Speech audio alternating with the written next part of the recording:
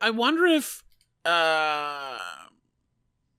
part of why this feels so old school, so to speak, so genuinely like 90s, like 2000s kind of comedy, is because of Miles Millar and Alfred Goh, because they're mainly known for writing like stuff in the 90s and 2000s. I mean, and some not always good, but fun stuff, and also but also good stuff. I mean, they were both involved in Shanghai Noon.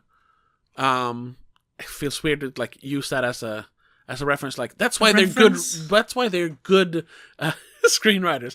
But they're good at this kind of like silly, lighthearted fun. But also they've written some like better stuff, like Spider-Man 2. I think they're both involved in stuff like that. Yeah. But they've mainly worked in like the 2000s. They've done some stuff in the 2010s and stuff like that. But I mean, in the last 5 years, this is it. Other than Wednesday. So is Wednesday any good then? Because now maybe I want to check that out as well. I think Wednesday is well produced. I'll give it that, definitely, and it's not bad, but it's good in the same way that the Sabrina Netflix show was good. Okay, I didn't really like that. Kind of you have to like the character specifically. You have to kind of like that specific genre of thing. You have to like supernatural stuff. Okay. Otherwise, it doesn't really make sense. Okay. It looks good, definitely. I mean, come on, fucking Tim Burton had a hand in it. Yeah. And the story is teenage fine, There's angst, there's friendship, there's love, there's tragedy. I haven't finished it. I saw like 2 or 3 episodes. Yeah. I don't know if they're making another season. Oh God, yes they are.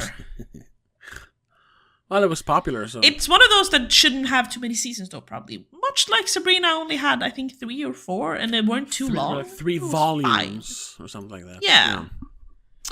And then, of course, it felt like the story kept working towards an actual end. Yeah, that was fine.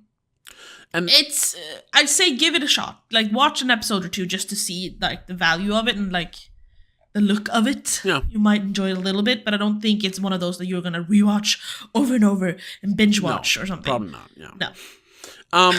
And then, of course, they had a third writer, Seth Grahame-Smith, who is, I guess, the younger one to kind of add a youthful touch to it, even though it's not that young. But, It's Astrid's voice, I suppose. Yeah, I guess more. And he's known for, like, dark fantasy, slightly comedic stuff like Abraham Lincoln, Vampire Hunter. He wrote the Pride book and Prejudice and Zombies. Exactly. He also wrote one of the, believe it or not, best Batman movies, the Lego Batman movie. Oh, yeah. It was also like a genuinely fun, but also like the characters are well written, believe it or not. Yeah. So I want to give a lot to not hiring some, new, like fresh screenwriter, because then you would get this modern feeling movie. No, you got some old timers who has done some, like, they're dependable comedy writers from the 2000s, and then one little younger guy who has like a more dark goth and they've all worked with Tim Burton in one way or another. Yeah, exactly.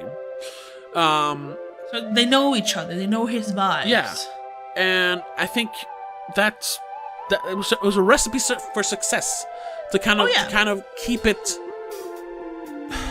old school.